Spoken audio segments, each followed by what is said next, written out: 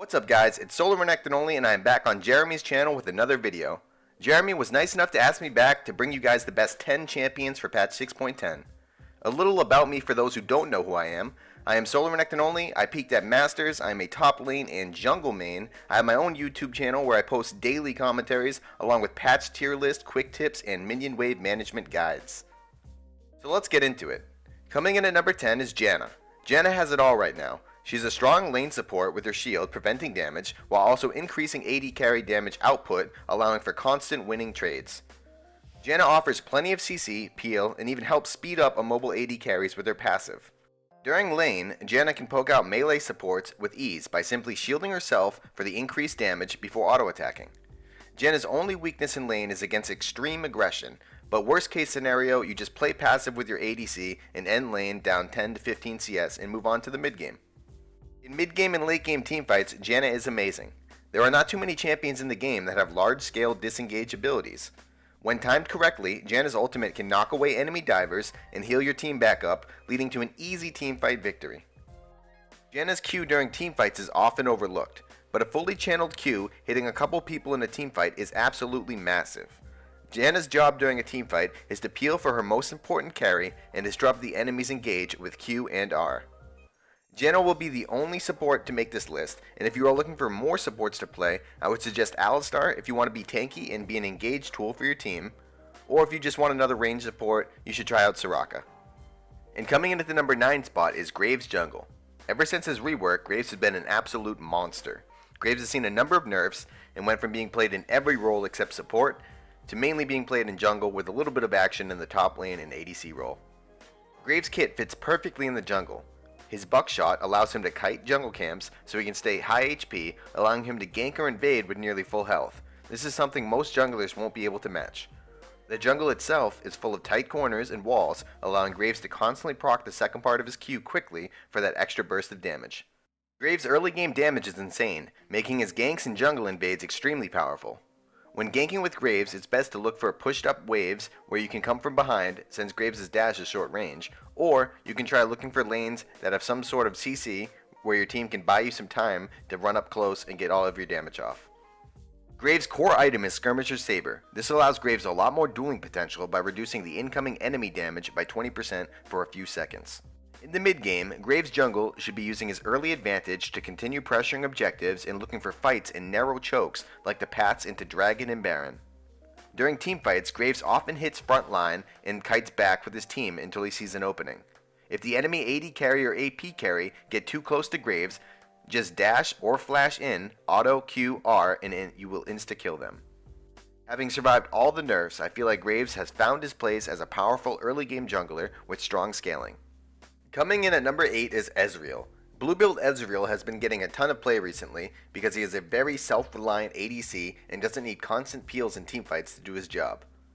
Ezreal doesn't have the strongest lane phase, but you are just getting tier anyways, so your goal is just to stack it up and look for your mid-game 2-item power spike with Mirror Mana and your Iceborne Gauntlets.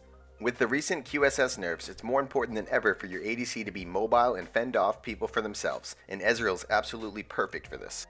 During the mid-game, Ezreal looks to poke out the enemy with Q before any objective fight. Ezreal is also a great sieger with Q poke and E to shift away from any incoming skill shots. Ezreal really wants long, drawn-out, spread-out teamfights where he can pick people off without having to deal with all 5 people at once. The longer the teamfight goes, the better it favors Ezreal, so oftentimes it's best to kite back with your Ezreal to draw out the length of the teamfight. Ezreal can sit back and poke, and when he finally sees the opening, he can switch gears and arcane shift in for some bloodthirsty kills. There are no nerfs coming on the PvE for Ezreal right now, so I foresee him being around for a while, as he is a very safe AD carry choice. Coming in at the number 7 spot is Ryze. Ryze has been extremely strong ever since his rework and a slight buff to his Q. Since then, Riot has nerfed Ryze a few times, and they're even talking about reworking him in the future now. This is all because Ryze's kit is super strong, and even with limited spells affected by his passive now, Ryze still unloads insane amounts of damage in a short period of time. Ryze's true weakness is the very early parts of lane phase, where he just has his tier and he's very vulnerable to jungle ganks early. Ryze does really well against melees in lane by going E first for huge amounts of poke damage. Auto attacks plus E bully any melee, while range farming until later levels works best against range. As you scale up and get your stacking items, Roa and Tier, you enter the mid game where you can start bullying everyone. Late game, Rise blows up anyone including tanks as long as you continue to rotate Q and then another spell to maximize Rise's damage during passive. It should be interesting to see what Riot does with Rise in the coming patches. Usually when they want to rework something, they nerf it into the ground so that play rate drops, and then they don't have to worry about buffing and nerfing it while they make other changes and they can focus fully on the rework. And the 6th spot on the list goes to Zed. The QSS changes where it no longer removes Zed Ultimate was a massive indirect buff for Zed, who was already in a really good spot anyways last patch. Zed is now skyrocketed in ban rate, rarely if ever makes it into the game, still not quite hitting old school 90% ban Kassadin levels yet though. Zed's lane phase is strong, and even in hard matchups, Zed can just clear minions with Q and use spells to poke out the enemy. After level 6, Zed is looking for all-ins to start snowballing off of. Zed's roams are very powerful post level 6, allowing for easy tower dives in bot lane or top lane. If Zed played early game decently, he should be in an amazing position for the mid game to start split pushing. If Zed is ahead, there are not too many champions in the game that can 1v1 him, allowing for him to split push and force multiple people to come stop him. Zed should be able to escape or trade easily as his team takes objectives on the other side of the map. Team fighting with Zed in the mid game is pretty straightforward because there's no QSS to worry about and most Zhonya's have not finished yet. Zed should always be trying to take out the highest value enemy target and become a massive anti-carry and split pushing threat. Super late game, as the enemy starts to get tankier and have more ways of dealing with Zed, he needs to stay outside of team fights or continue to split push and fight 1v1. Zed has a few slight nerfs coming on the next patch, so he should stop getting banned every single game, but I still think he's going to be extremely strong. The 5th spot goes to Lucian. Everybody can't seem to get enough of Lucian right now. His play rate has been insanely high, and most AD carry mains say that Lucian is the only AD carry that feels balanced in the meta, and that all other AD carries should be brought up to his level. I don't fully agree with all of that, but no one can argue that Lucian is by far the best AD carry right now. Lucian has 2 viable builds, but most people have been gravitating toward the Korean build, which focuses around Black Cleaver, Ghost Blade, and gives tons of damage, cooldown reduction, flat armor pen, percent penetration, and even extra movement speed when attacking. When Lucian caps CDR, his spells have super low cooldowns, and when combined with his passive, Lucian Dash has next to no cooldowns during fights. Having dash up constantly allows Lucian to be very self-reliant and move around team fights, avoiding enemies and dashing in to finish people off when the opportunity presents itself. The ADC meta is moving more towards self-reliant ADCs as the role's value overall drops and focus and attention is put more towards the other roles. So ADCs who can fend for themselves like Ezreal and Lucian will remain very popular in this tank meta. And the number 4 spot goes to Azir, who is in my opinion the best mid laner right now. Like many of the top champions in their role, Azir does it all. Azir has strong lane matchups and great wave clear. Azir also has crazy pushing power and takes towers extremely quickly with the use of his W. Azir is also a teamfight monster, dealing tons of damage from very far away until he finally decides to go ham for the insect play, ulting the enemies back into his team for the easy cleanup. Azir has so many options available to him, and in the hands of someone who has truly mastered him, it's incredible to watch or infuriating to play against. Azir's only weakness are people who can outrange him like Xerath and Varus, but these types of champions are very immobile and allow for easy ganks with Azir just dashing in and knocking them back toward his jungler for the easy finish. During mid and late game, Azir has scaled up and has become an absolute monster in terms of damage output. Azir shines in sieges and objective dances because it allows him to get a lot of poke off before a team fight. If Azir manages to chunk anyone out, it often signals the start of a team fight or allows your team to take the objective for free as the enemy backs away to heal. Placing your tower behind your team as they push prevents the enemy from engaging and gives your team a safe spot when you're overextended on the map. Azir's kit and how his abilities can be used together is what makes him strong, so I expect to see Azir mid for a while to come, although he does have some nerfs on the PvE right now. Blazing his way into the number 3 spot is Maokai. Maokai is your classic tank, and since we are in the tank meta, he is doing his job very well right now. Say farewell to the old Roa build and hello to the full tank unkillable Maokai. Maokai has seen a huge spike in play ever since he got MR per level, something that he's been lacking for far too long. Now Maokai can deal with everyone in lane, and even hard matchups he can just sit back and farm with E and Q. Grasp the Undying plus Maokai passive, comboed with full tank and Maokai's ultimate damage reduction, means the tree is going to live for a long time. During lane, Maokai can bully most melees and sustain most harass with his passive and Grasp the Undying plus potions. Maokai is one of the best lanes to gank for in the game. He provides 2 hard CCs and a slow, and his early game base damages are nothing to be laughed at. Maokai has so much CC, it doesn't even matter if the enemy has wards in lane, since Maokai can just lock them down forever while his jungler strolls in to help secure the kill. This CC also makes Maokai an amazing teleport champion. Maokai is perfect for teleporting bot lane to lock up enemies for your team to finish, or teleporting to flank engage the enemy late game. During mid and late game, your goal is to be the beefy frontline for your team, and constantly peel the enemy frontliners away.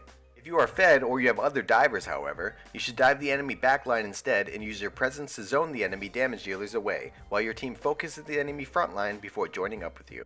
Maokai doesn't have any nerfs heading his way on the PvE, so he should be a staple of top lane for the foreseeable future. And the second spot on the list goes to Kindred.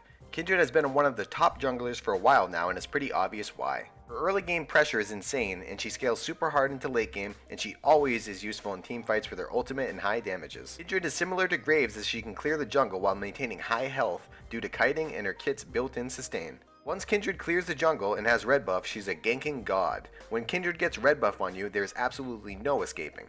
She has constant slows, multiple gap closers when using Q with W already on the ground. Kindred also snowballs extremely hard with the mark system, allowing her to get huge amounts of percent health damage, further increasing her late game power. Riot also indirectly buffed Kindred last patch when they buffed Blood Razor, giving Kindred more percent health with each hit. Kindred can counter jungle very easily and win every fight when she gets the opening. Invading the enemy jungle and getting deep wards is really important on Kindred because it allows for future invades for kills and mark stacks to be much more likely to succeed. During mid and late game, you team fight similar to AD carries. You skirt the outsides of the team fight, but don't hesitate to go ham if you think you can get a kill, and then drop your ult, preventing your own death, allowing your team to follow up and clean up the rest of the fight.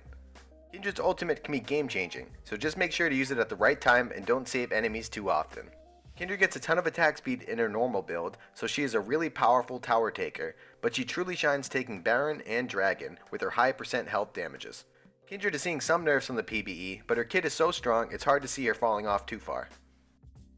And the best champion on patch 6.10 is Echo. Even after seeing some nerfs, Echo is still an absolute monster, and it's not just in top lane. If he's left unbanned, he gets played in mid lane and even some in jungle. Echo just has everything you could want from a top laner. He has great lane matchups, he gets super tanky, has engage, has disengage, has AoE CC, has wave clear with Q, and even his ultimate to get him out of even the sketchiest of situations. Tank meta is still alive and kicking, and Echo is by far the best tank out there. During lane, he constantly pressures his enemy, and nearly always has wave control because of the speed his Q pushes and the zone it creates when he throws it. Echo can constantly pressure the enemy top laner under tower and force multiple people to come stop him, only to escape due to his insane mobility. On top of all this utility, Echo's damage is nothing to be laughed at either. His base damages are all good, and when you add in cooldown reduction, his damage starts to skyrocket. This cooldown reduction, combined with the movement speed from Echo's passive 3-hit proc, means no one is getting away from Echo, letting him peck away until the enemy is dead. During mid-game, Echo looks to split push when teleport is up. After Sunfire and Iceborne Gauntlets, towers are no longer an issue when splitting, so you can easily dive the enemy under tower and secure the kill 1v1. If the enemy can match you with wave clear and not die, just look to team fight where you can flank from Fog of War with a nice W to stun, or at least disrupt and split up team fights. Immediately dive past tanks and focus enemy carries with EQ passive proc, then orb walk past them. If you are ever in threat, just pop your ultimate and use your E to dash out. There are more nerfs coming to Echo on the PvE right now, so we will have to wait and see if this is finally enough to remove him from the top spot he has held for so many patches now. I hope you guys enjoyed this video. Make sure to leave a like if you enjoyed it and a dislike if you didn't. I look forward to hearing who is on your best 10 champion list. Thanks for watching, and I'll see you guys next time. Peace!